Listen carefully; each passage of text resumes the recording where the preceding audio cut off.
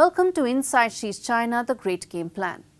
I'm Gaurie Dwivedi, and in this episode, I will take you through the largest strategy that China has to upend the American world order and how it is going about it by challenging United States dominance in global governance and also challenging the American world order by creating its own network of alliances and partnerships stretching from Pakistan till Russia.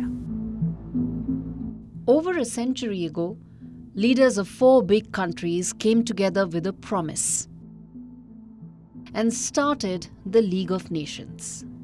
Their ideals were lofty, but the execution was both sloppy and ineffective.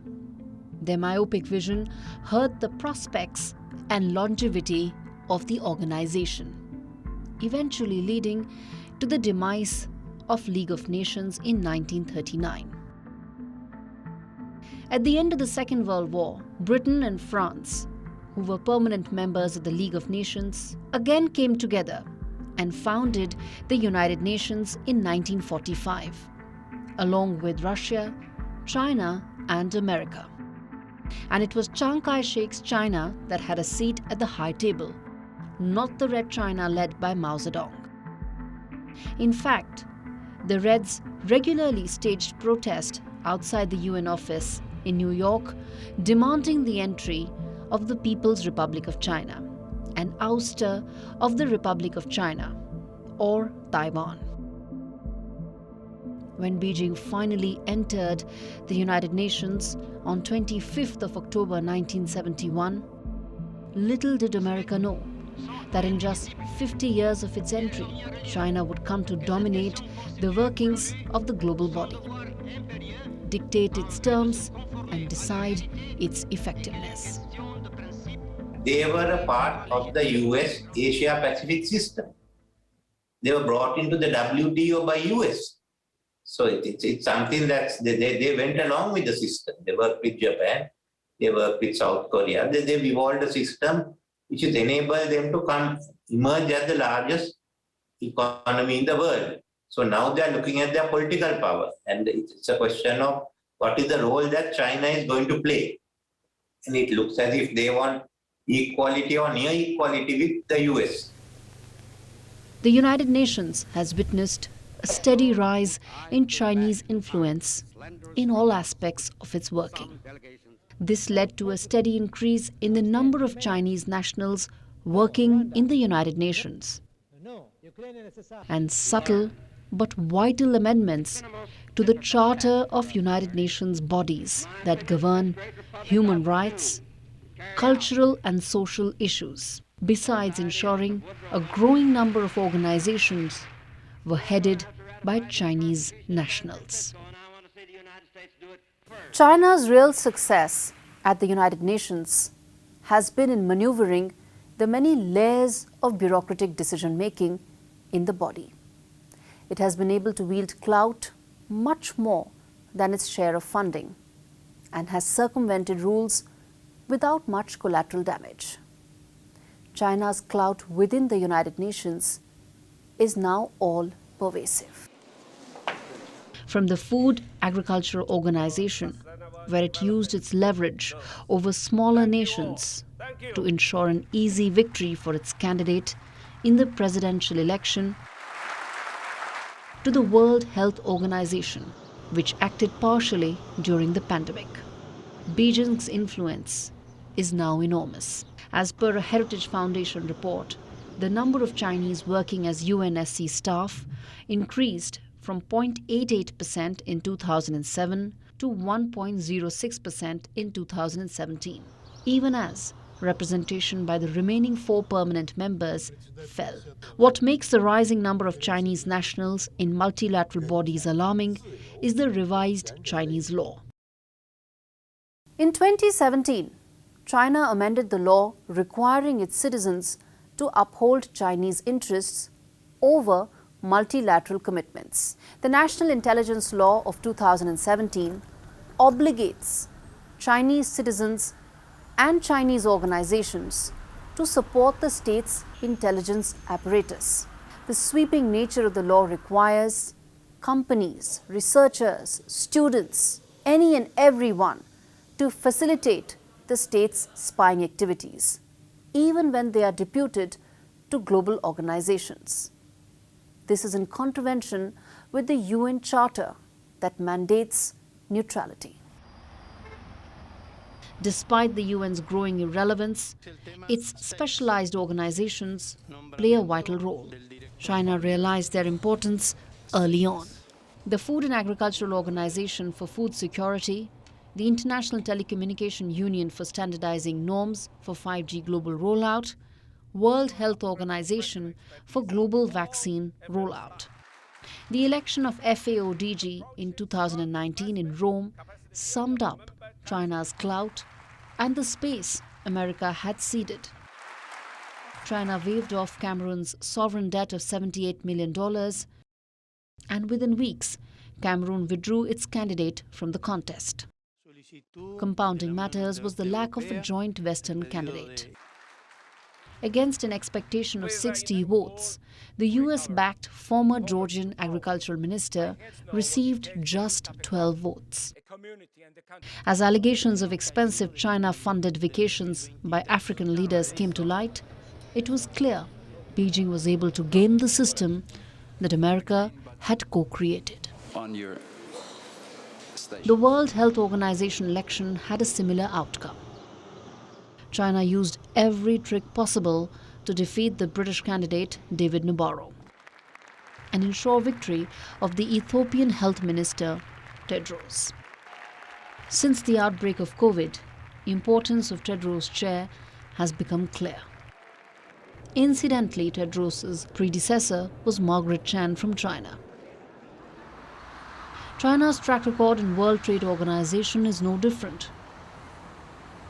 Successive American presidents have regretted Bill Clinton's decision to admit China into the global body in 2001. China joined the global body after multiple rounds of deliberations in 2000, on the hope that mutual trading gains would be followed by a democratic transition in China. That didn't happen. Instead, from solar panels to aluminium, China's below-cost operations adversely affected American businesses. As per the US Trade Representative, from 2007 to 2015, Chinese primary aluminium production increased by 154% and capacity increased by almost 243%. Consequently, global prices fell by nearly 46%. In US, this led to a drop in production by 37% and capacity by a whopping 46%. Total number of aluminium smelters in America shrunk from 14 in 2011 to just 5 in 2016. Till its economy grew at a feverish pace, this increase in output was absorbed domestically. But as the Chinese economy slowed from 2008 onwards, this excess capacity was exported. The influx of cheaper Chinese imports made domestic products in many markets like India, Japan, America uncompetitive. Since Chinese companies were heavily subsidized, they were able to operate below costs. And despite such glaring violations, WTO's role was reduced to being a mere spectator instead of the primary arbitrator. Ever since it joined the WTO, China's undervalued currency has been a concern. It has hurt domestic industries in America, India, Japan, and other markets. Though currency manipulation is violative of Article 4 of the WTO agreement, China has faced little consequences. In 2008, as the Democrat candidate in the presidential election, Barack Obama had blamed China's currency for America's large trade deficit. But candidate Obama's election rhetoric did not translate into President Obama's actions against China for manipulating currency. Consistency in American politics and Beijing's continued success in bending rules ensured that even after Obama demitted office, China's currency manipulation was part of election rhetoric. Republican candidate Donald Trump raised the issue of China's suppressed currency in 2016. President Trump, despite his love-hate relationship with China and policy flip-flops, acted against Beijing's currency manipulation. Treasury Department designated China as a currency manipulator under the 1988 Trade Act between August 2019 and January 2020, a first in 25 years. The UN is both the primary target as well as the main platform for Beijing's global governance domination plan. In September 2019, China's National Cabinet issued a foreign policy white paper titled China and the World in the New Era. It stated the UN is at the core of the global governance system. The UN Charter is the fundamental cornerstone for maintaining stability of the international system and regulating relations amongst countries. That is how important United Nations is in Xi Jinping's plan for domination. To counter American influence around the world, bodies like the UNHRC and UNESCO play a very crucial role for China. These bodies have been at the forefront of China's efforts to normalize its model of governance against liberal domestic order. The United Nations has been not only silent again on China's ongoing genocide and other crimes against humanity against Uyghur and other Turkic peoples in East Turkestan, but it has been in many ways complicit. It has, sided with the Chinese government on numerous occasions. It has, impeded, events at the UN to highlight our suffering. Beijing has successfully ensured passage of retrograde resolutions by which its human rights principles have now been made part of UN doctrines. As it held its citizens in re-education centers in Xinjiang, China ensured UNHRC resolutions that provide more powers to authoritarian leaders were passed. The significance of national and regional particularities and various historical, cultural and religious backgrounds must be borne in mind. Clause was incorporated in a March 2018 UNHRC resolution. China legitimized the crackdown on its citizens by claiming unique cultural backgrounds. All of China's 7 specific votes at the UNHRC between 2016 and 2018 fulfilled its twin objectives of limiting global censure of its repressive activities and blocking international intervention on its crackdown. This is how Beijing used and abused UN and its bodies. China has a lot of influence over the United Nations and other international bodies, whether it's like the World Health Organizations and others. And this influence has been largely bought through funding directly of the United Nations, but also funding in many ways corrupting the officials of that are in the United Nations. On 17th of January 2017, Chinese President Xi Jinping succeeded in projecting himself as the ultimate poster boy of globalization. Speaking at the World Economic Forum in Davos, 72 hours prior to Donald Trump's inaugural address, Xi Jinping defended the liberal world order against protectionism. The sight of a Chinese president championing Western values and Western institutions at the very heart of capitalism underscored Xi's success in creating the facade that China was a rule-abiding superpower. There is no point in blaming economic globalization for the world's problems. That is simply not the case, and it will not help solve the problems. It's true that economic globalization has created new problems, But this is not justification to write off economic globalization altogether. Rather, we should adapt to and guide economic globalization. As Xi Jinping built a case for multilateralism, China's long game to challenge America and the American order was close to fruition. Xi Jinping's speech was a well-orchestrated strategy of creating a perception of cooperation. Xi Jinping's speech was also in sync with China's role, stature, and influence in international organizations, all of which have risen manifold. During the pandemic, the world was shaken out of its deep slumber to learn about Beijing's clout in these institutions. Multilateral institutions have now become Beijing's preferred playing field to exert influence, display clout, and further its interests. At the start of his term, President Biden overturned some Trump-era decisions by rejoining the Paris Accord, re-entering the WHO, and re-engaging with UNHRC. But this is insignificant and insufficient in front of China's deep inroads and pronounced clout. But shaping global governance has been just one aspect of the Communist Party's designs to gain dominance. After Asia and Indo-Pacific, China has intensified efforts to weaken American presence in the Middle East. Driven by a desire to establish a Sino-centric world order, China has formed a broad coalition with countries like Pakistan, Afghanistan, Iran, and Russia.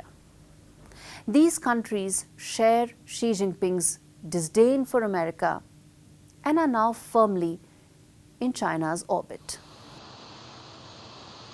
Washington's messy withdrawal from Afghanistan, unclear Pakistan strategy, and flip-flop over Iran's nuclear plan have all worked to Beijing's advantage and its game plan to cut American presence in the Middle East.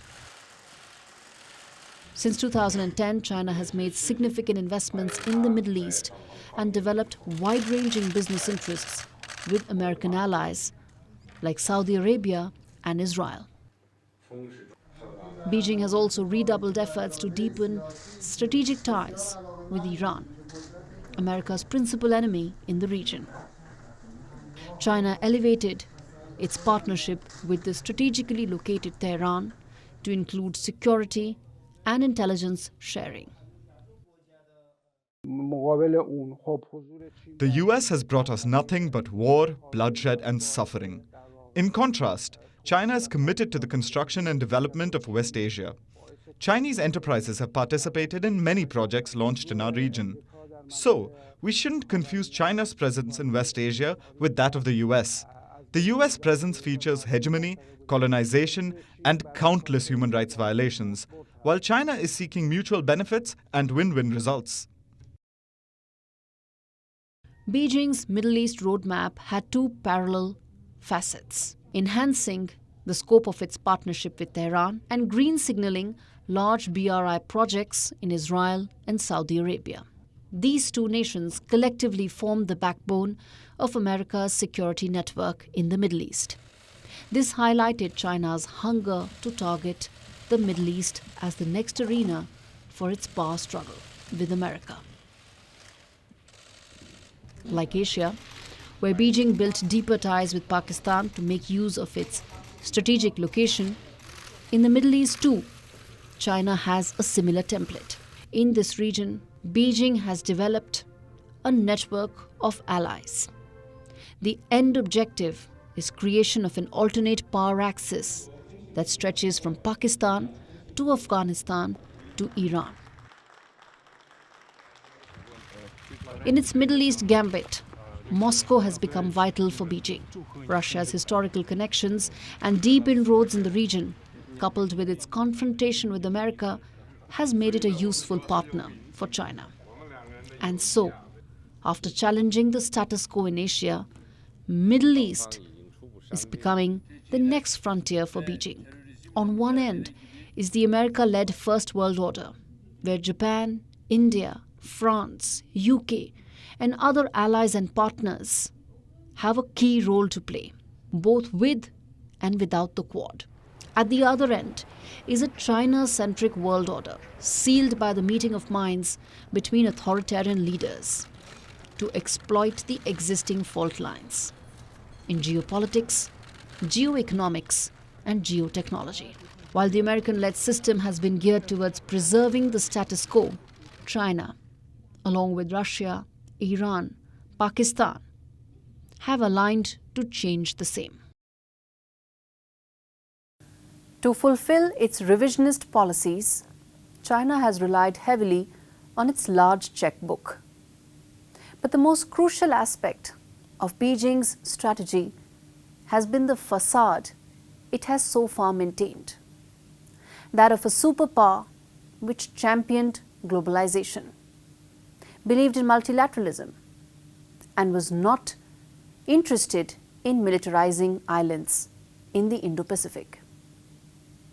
This urge to be in battles that are not its, or meddle in regions where it has traditionally not had any role, or forge pacts with countries, are all parts of a larger design, part of a strategy to dislodge existing power equations around the world. Following Deng Xiaoping's advice, China waited as it bid its time and played the long game.